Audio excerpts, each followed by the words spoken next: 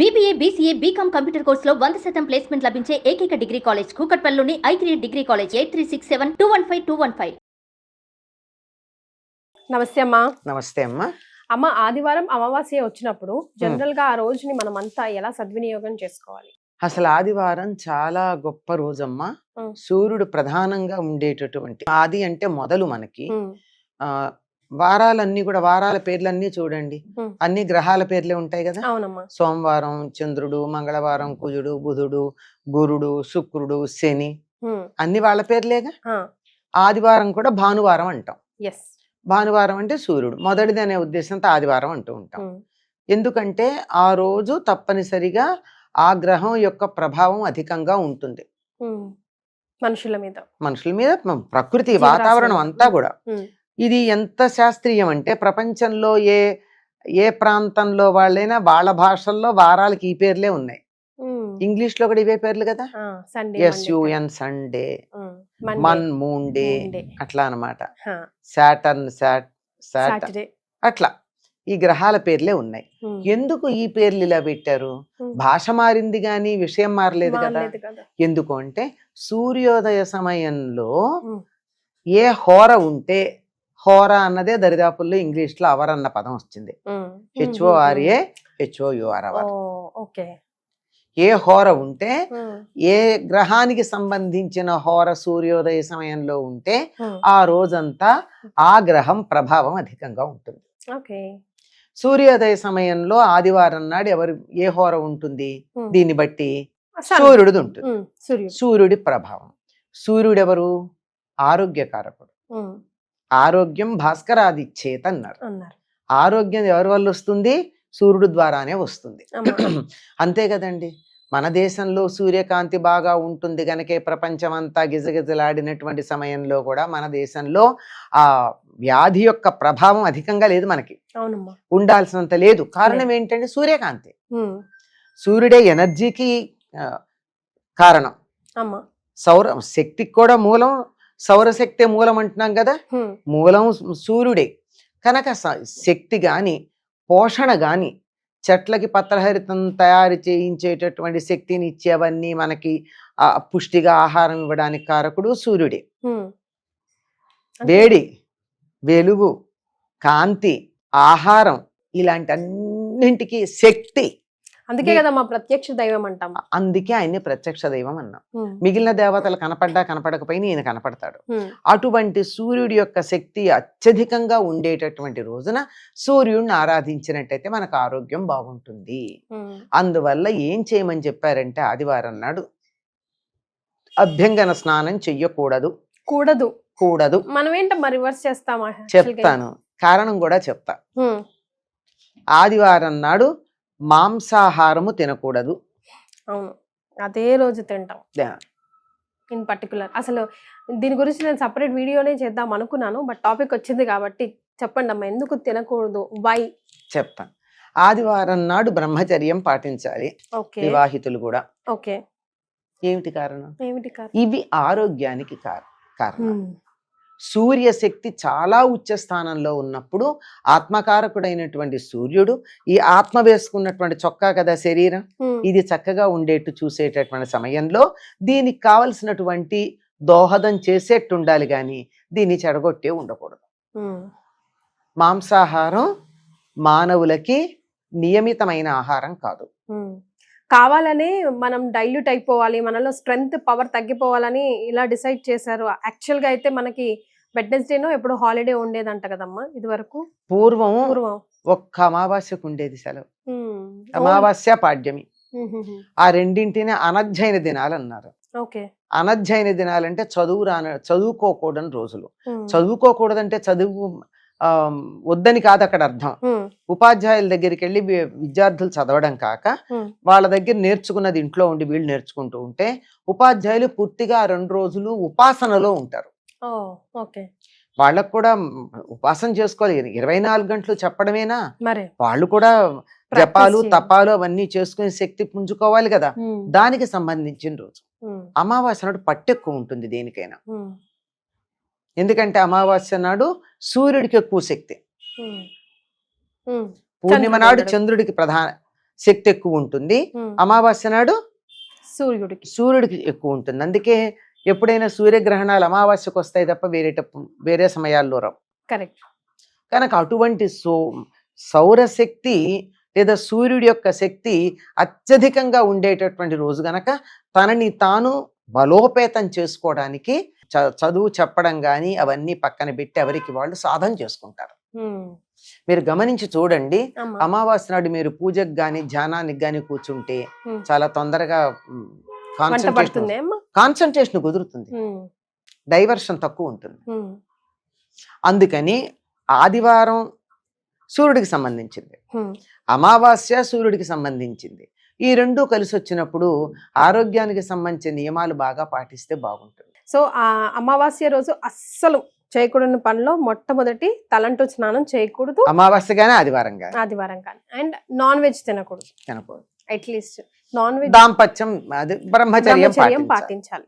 ఇవి పాటించినట్టయితే ఆరోగ్యం బాగుంటుందమ్మా. వేరే విషయాలన్నీ పక్కన పెట్టండి, మనకు ఆరోగ్యం కావాలనుకుంటాం కదా. 4 రోజులు బాగా ఆనందంగా ఉండాలంటే ఆరోగ్యం ఉండాలిగా. ఈ ఒక్కరోజు నియమం పాటించండి. కానీ మనకి ఈ మొత్తం కూడా మన శక్తి క్షీణించడానికి కారణమైనటువంటి ఈ 3 పనులు ఆదివారమే చేస్తున్నాం. ఆదివారం సెలవు గనక అభ్యంగనం, ఒంటికి నూనె రాసుకోవడం, నలుగులు పెట్టుకోవడం, తలంటు పోసుకోవడం ఇవన్నీ చేసేస్తాం. ఈ రోజు మిగిలిన రోజుల్లో అంత కుదరదు గనక మాంసాహారం తినే వాళ్ళంతా రోజు మాంసాహారమే తింటారు. లేదు తింటారు కానీ ఇంట్లో వండని వాళ్ళు చాలా మంది తయారయ్యారు ఈ మధ్య. అంటే మా ఇంట్లో మేము తినమండి అంటారు, కానీ బయటకు వెళ్ళి ఇంట్లో తినరు. చాలా జాగ్రత్తగా అబద్ధం ఆడరండి. మా ఇంట్లో తినమండి, ఇంట్లో తినరంటే వాళ్ళ కుటుంబంలో ఎవరు తినరు అనుకున్నాను నేను. తర్వాత తెలిసింది ఏమిటి, ఇంట్లో తినరు, బయట తింటారు అంతేగా. అందుకని బయటకు వెళ్ళి తినడం. మీరు గమనించండి, ఎక్కడ చూసిన హోటల్స్ అన్ని ఫుల్ ఉంటాయి ఆదివారం. అవునమ్మా. కానీ ఏ మాట కామాట నాతో చాలా మంది ఈ మధ్య చాలా చెప్పడం వల్ల ఆదివారం మెల్లిమెల్లిగా తగ్గిస్తున్నారమ్మా ఫంక్షన్స్ కూడా. ఆరోగ్యం అమ్మా, మిగిలిన 6 రోజులు సుఖపడాలంటే ఒక్కరోజు జాగ్రత్తగా ఉంటాయి అయిపోలే. మరే హాయిగా ఉండండి. నేను చాలా విన్నాను ఆదివారం తినకూడదంట చెప్పారు. అందుకే ఈసారి నేను చాలా విన్నాను, తగ్గిస్తున్నామని చాలా విన్నాను. కానీ మంచి డ్రాస్టిక్ చేంజ్ కదమ్మా. చేసాం, చెప్పగా ఎందుకే చెప్పాలమ్మా. మీ పేరే తీసుకుంటారు కూడా. అనంతలక్ష్మి గారి వీడియోస్ చూసాము, తినకూడదంట, అసలు ఆదివారం ఒక్కరోజు తినకపోతే సస్తామా అనే వాళ్ళు కూడా ఉన్నారమ్మా. అసలు ఇంకో సంగతి తెలుసా అమ్మా, మాంసాహారం తీసుకునేటటువంటి వాళ్ళు కూడా, నాన్ వెజిటేరియన్స్ అని ఎవరినైతే అంటామో వాళ్ళు కూడా ప్రతిరోజు తినరమ్మా నాకు తెలిసి. ప్రతిరోజు తినరు, వారానికి 1 రోజో 2 రోజులో తింటారు అంతే. మిగిలిన రోజుల్లో మామూలుగానే తింటారు. అంతేగాని ఈ మధ్య కాలంలో నేను గమనిస్తున్న కొన్ని కుటుంబాలు ఎలా ఉందంటే ప్రతిరోజు ఉంటుంది. అసలు ఆ నాన్ వెజిటేరియన్ లేని పూట ఉండదు. పొద్దున మధ్యాహ్నం, పొద్దున ఒకటి మధ్యాహ్నం, అందులో వెరైటీలు ఉంటాయి కదా, రకరకాలు ఉంటాయి. ఏదున్నా లేకపోయినా తప్పనిసరిగా ఆమ్లెట్ అన్నా ఉంటుంది, తేలిగ్గా అయిపోతుందని కదా. ఇలాంటివన్నీ ఉండేటప్పుడు ఈ మార్పులు క్రమక్రమంగా చెప్పగా వస్తాయి. అందుకే ఏం చెప్తారంటే, ఎవరు వింటారు, గొంతు చించుకుంటావు, కంఠశోష అని వెక్కిరించే వాళ్ళున్నా 1000 మంది వెక్కిరించండి, ఒక్కళ్ళు వింటే చాలు నా గొంతు చించుకుంటే అని చెప్తాను నేను. సూపర్, చాలు కదా, మార్పు అయితే వస్తుంది. ఈవెన్ పిల్లల్లో కూడా అభ్యంగన స్నానం అన్నది కూడా భోగానికి సంబంధించింది. ఏమవుతుందమ్మా, ఉదాహరణకు ఒక మాట చెప్తాను వినండి.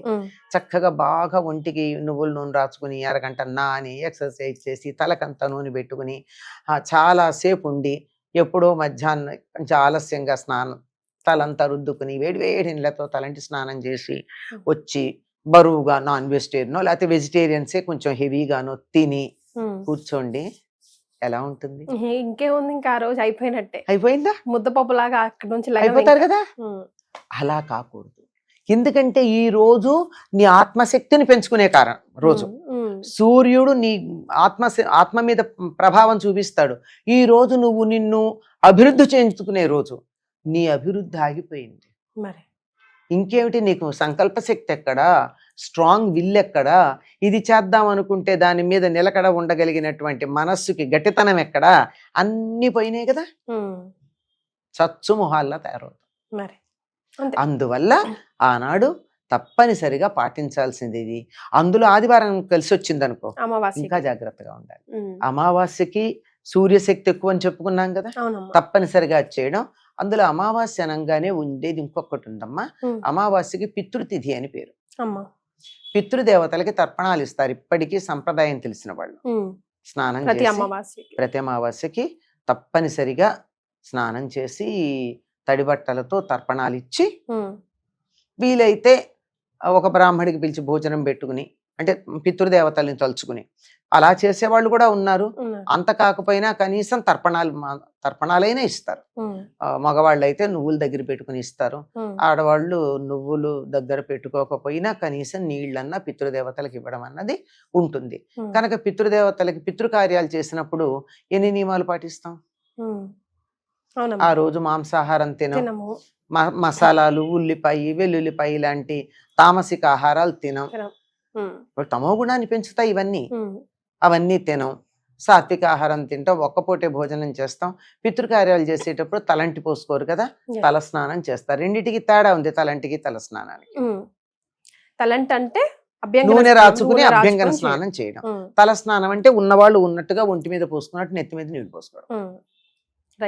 ఈ రెండింటికి చాలా తేడా, చాలా మందికి తేడా తెలియదు. అవునమ్మా, మనం దీని మీద ఒక వీడియో చేద్దాం. మనం చేసిన వీడియో ఎంత బాగా వెళ్ళిందంటే చాలా మంది నాకు రెస్పాన్స్ కూడా ఇచ్చారు. తలస్నానం, అభ్యంగన మాకు తేడా ఉందమ్మా, రెండిటికి ఇన్నాళ్ళు తేడా తెలియదు అని గబగబా లోపలికి వెళ్ళి స్నానానికి వెళ్ళిన వాళ్ళు కూడా, అయ్యో నేను ముత్తైదువుని కదా, అభ్యంగన స్నానం చేయాలి కానీ తల స్నానం చేయకూడదని బయటకు చుక్క నూనె నామక ఇంత నూనె పెట్టుకుని వెళ్ళి స్నానం చేశాము అని చెప్పిన వాళ్ళు నాకు పదుల సంఖ్యలో ఉన్నారమ్మా. అవునమ్మా, అంటే నాతో ఎదురుపడి చెప్పిన వాళ్ళు. సో ఆదివారం అమావాస్యని ఇలా సద్వినియోగం చేసుకుంటే అమ్మకి కాదు, ఎవరి శరీరం వాళ్ళకి ఉపయోగపడుతుంది. నాకేం ఉపయోగం లేదమ్మా, అందరికి నాకు ఉపయోగం వల్ల 10 మంది బాగుపడ్డారన్న తృప్తి తప్ప ఇంకేం లేదు, అంతకన్నా ఇంకేం లేదు. వీలైనంత వరకు ఆరోగ్యాన్ని పెంపొందించుకోండి. శారీరకమైన ఆరోగ్యంతో పాటు మానసిక ఆరోగ్యం, ఆత్మ గట్టిపడడం ఈ వీటికి సంబంధించింది కనుక అది పెంపొందించుకుంటాం. చాలా సంతోషం అమ్మా, ధన్యవాదాలు.